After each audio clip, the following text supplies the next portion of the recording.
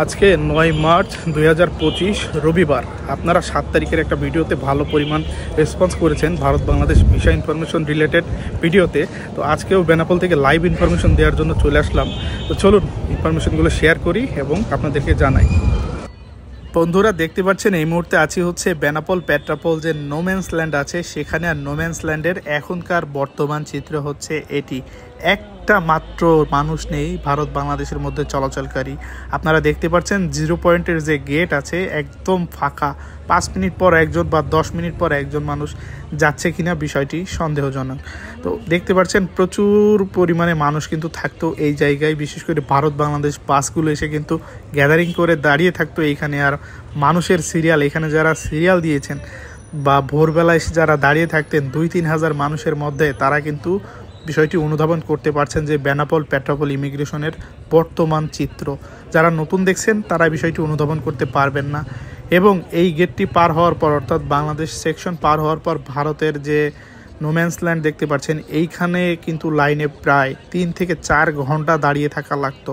সেখানে আজকে দেখতে পাচ্ছেন একটা পরিমাণ মানুষ নাই। যারা দেখতে পাচ্ছেন এনারা হচ্ছেন সিএনডিএফ এজেন্টের লোকজন, ভারত বাংলাদেশ যে পণ্য আমদানি রপ্তানি হয় সেই রিলেটেড কাজকর্ম করে। আর এই যে আধা ঘন্টা 1 ঘন্টা পর পর 1-2 জন মানুষ কিন্তু আসছেন ভারত থেকে এবং বাংলাদেশ থেকে যাচ্ছেন। তবে বাংলাদেশ থেকে কিন্তু যাওয়ার পরিমাণ খুবই কম।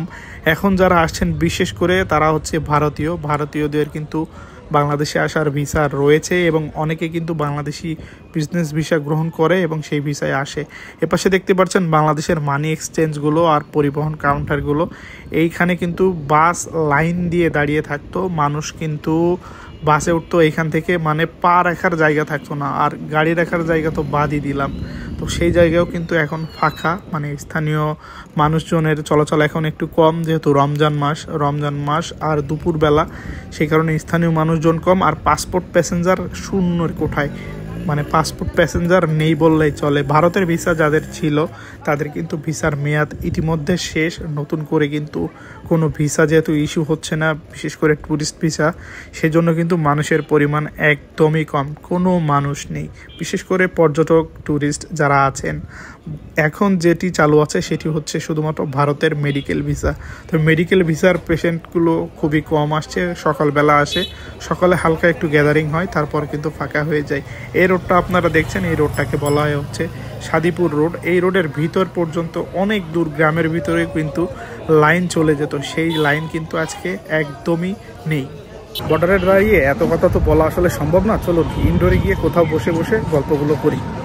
বন্ধুরা, এতক্ষণ আমরা কথা বলছিলাম হচ্ছে বেনাপোল পেট্রাপোল ইমিগ্রেশন থেকে। বেনাপোল পেট্রাপোল ইমিগ্রেশনের লাইভ আপডেট কিন্তু আমি আপনাদেরকে দিচ্ছিলাম বর্ডার থেকে।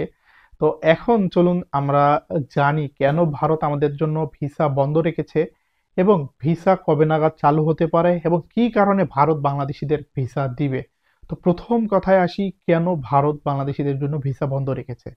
আপনারা সকলে জানেন যে 5 আগস্ট সরকার পরিবর্তনের পর থেকেই কিন্তু ভারতের ভিসা রেশিওর পরিমাণ কমে যায় এবং ধীরে ধীরে ভারত এই রেশিওটা কমাতে থাকে। কিন্তু এক পর্যায়ে লাস্ট যমুনা ফিউচার পার্কে কিন্তু প্রচুর পরিমাণ মানুষের গ্যাদারিং হয় এবং সেখানে একটা সমস্যার সৃষ্টি হয় ভারতীয় ভিসা সেন্টারে, এবং ভারত সেটাকে কিন্তু একটু বৃহৎ ইস্যু হিসেবে নেয়, কারণ এটা তাদের সেফটি এবং সিকিউরিটির জন্য কিন্তু বিশাল বড় একটা হার্মফুল হিসেবে তারা দেখে। যার ফলে ওই ঘটনার পর থেকে কিন্তু ভারত ধীরে ধীরে ভিসা রেশিও কিন্তু টোটালি কমিয়ে ফেলে, অর্থাৎ ট্যুরিস্ট ভিসা তো টোটালি বন্ধ করে দেয় এবং মেডিকেল ভিসাও ক্ষেত্র বিশেষ কিছু সময় বন্ধ ছিল, কিন্তু এখন রেশিও হালকা চালু রেখেছে, মানে হালকা বাড়িয়েছে, যাতে যাদের খুবই প্রয়োজন ভারতে চিকিৎসা নেওয়ার বা যাদের চিকিৎসা চলমান অবস্থায় আছে তারা যাতে চিকিৎসাটা ভালোভাবে শেষ করতে পারে, সেই মানবিক দিকটা চিন্তা করে হালকা পরিমাণ মানে ভিসা রেশিও চালু রেখেছে ভারত। তবে ট্যুরিস্ট ভিসার পরিমাণ টোটালি কম। আচ্ছা, শুধু একটা ইনসিডেন্টের জন্য কিন্তু টোটালি ট্যুরিস্ট ভিসা বন্ধ না। সরকার পরিবর্তনের কারণে হচ্ছে এই মেইন বিষয়টা আসলে দেখা দিয়েছে।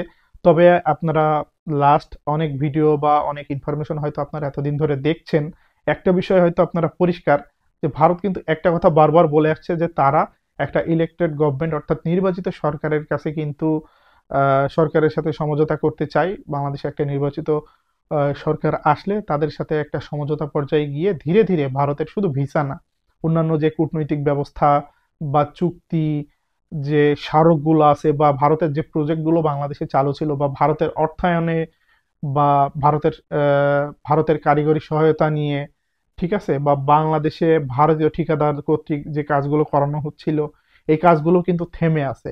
তো বাংলাদেশে তারা বলছে যে একটা গণতান্ত্রিক সরকার, নির্বাচিত সরকার আসার পরে তারা কিন্তু এই ব্যবস্থাটা স্বাভাবিক হবে। আর এই প্রক্রিয়ায় বা এই প্রক্রিয়ার মধ্য দিয়ে যেতে গেলে কিন্তু সময় বেশি লাগবে, এটা স্বাভাবিক। তারা বর্তমান এই পরিস্থিতিতে বাংলাদেশের সাথে ভিসা সম্পর্ক কিন্তু সচল করছে না। বাংলাদেশের পক্ষ থেকে কিন্তু বলা হয়েছে অন্ততপক্ষে এই ভিসা প্রক্রিয়াটা সহজ করে দেওয়া হোক, যাতে দুই দেশের মানুষ তাদের আর্থিক, সামাজিক বা যে অর্থনৈতিক কর্মকাণ্ডগুলো আছে সেই কর্মকাণ্ডগুলো যাতে তারা সহজে সম্পাদন করতে পারে। কিন্তু ভারতের তরফ থেকে এই ধরনের সহজ কোনো সমাধান আমরা দেখিনি। তারা কিন্তু চাইলে এটা চালু করতে পারত, কিন্তু তারা চালু করছে না।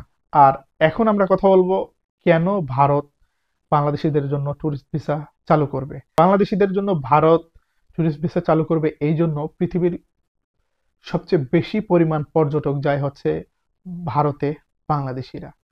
আপনারা যদি সংখ্যার দিক থেকে চিন্তা করেন, প্রায় 22 থেকে 25 লক্ষ মানুষ কিন্তু ভারতে যায় বাংলাদেশ থেকে। ভারত এখান থেকে কিন্তু প্রচুর বড় পরিমাণে একটা রেভিনিউ আর্ন করে। রেভিনিউ প্রথমত হচ্ছে ভিসা, একটা ছোট্ট একটা ভিসা ফি নেয় সেই বাবদ।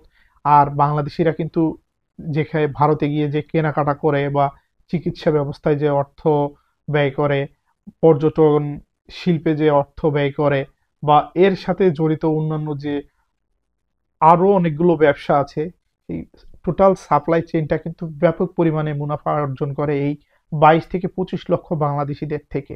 আপনারা বললাম তো, কলকাতার অবস্থা তো দেখছেন, চারিদিকে হাহাকার, বাংলাদেশিরা যাচ্ছে না। এদিকে কিন্তু পেট্রাপোল যে ইমিগ্রেশনের পাশে যে মানি এক্সচেঞ্জ গুলো আছে ভারতীয় সাইডে, তাদেরও কিন্তু একই রকম অবস্থা, ঠিক আছে।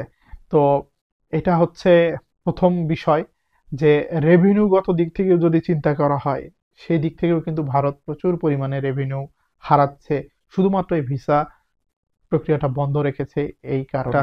তবে এখন আসি কবে নাগাদ ভারত ভিসা প্রক্রিয়া চালু করতে পারে। বন্ধুরা, অনেক ইনফরমেশন, অনেক নিউজ আপনারা দেখছেন যে চালু হতে পারে, চালু হয়ে যাবে, সুখবর। তবে সুখবর, দুঃখের খবর, সব খবর একসাথে করে আপনাদেরকে বলছি। স্বল্প সময়ের ভিতরে ভারতীয় ভিসা চালু হওয়ার কোনো সম্ভাবনা নেই, বিশেষ করে ট্যুরিস্ট ভিসা। এটা একটি সময় সাপেক্ষ ব্যাপার। বাংলাদেশে কিন্তু নির্বাচন হবে, নির্বাচন হওয়ার পর একটা গণতান্ত্রিক সরকার আসবে, তারপরে কিন্তু এই প্রক্রিয়া বা এই ভিসা প্রক্রিয়াটা সহজতর হতে পারে যদি ভারত মনে করে। তো এই প্রক্রিয়ার মধ্যে দিয়েও যদি আপনারা যেতে চাই বা আমরা যেতে চাই, তাও 5 থেকে 7 মাস, সর্বনিম্ন 5 থেকে 7 মাসের কিন্তু একটা সময় লেগে যেতে পারে। তবে ভারত চাইলেই কিন্তু বর্তমান বাংলাদেশের যে অবস্থায়, স্টেবল অবস্থায় আছে, এর পরে তারা যদি গবেষণা করতে চায় বা এই অবস্থা পর্যবেক্ষণ করে তারা যদি মনে করে, তাহলে কিন্তু চালু করে দিতে পারে। কিন্তু তারা এই মুহূর্তে ভিসাটা চালু করছে না। তো ইলেকটেড গভর্নমেন্ট আসতে কিন্তু সময় লাগবে। বাংলাদেশে সেই রকম পরিবেশ পরিস্থিতি, নির্বাচনের ইশতেহার, তারপরে হচ্ছে নির্বাচন, সব মিলিয়ে কিন্তু এটা 5 থেকে 6 মাসের একটা সময় লাগবে। তবে এর ভিতরে যদি চালু হয়ে যায় তাহলে খুবই ভালো, আপনারা জানতে পারবেন এবং আমিও ডেডিকেটেড কোনো একটা ভিডিও মাধ্যমে আপনাদেরকে জানিয়ে দেওয়ার চেষ্টা করব। বন্ধুরা, এই ছিল আজকের ছোট্ট একটি ইনফরমেশন। চলুন আমরা এখন বেনাপোল পেট্রোপোল বর্ডারে যাই, সেখান থেকে বাকি কথা বলি। তো বন্ধুরা, এই ছিল আজকের বেনাপোল থেকে আজকে লাইভ আপডেট। ভালো থাকবেন সকলে, দেখা হবে আপনাদের সাথে পরবর্তীতে নতুন কোনো ভিডিও নিয়ে। আল্লাহ হাফেজ।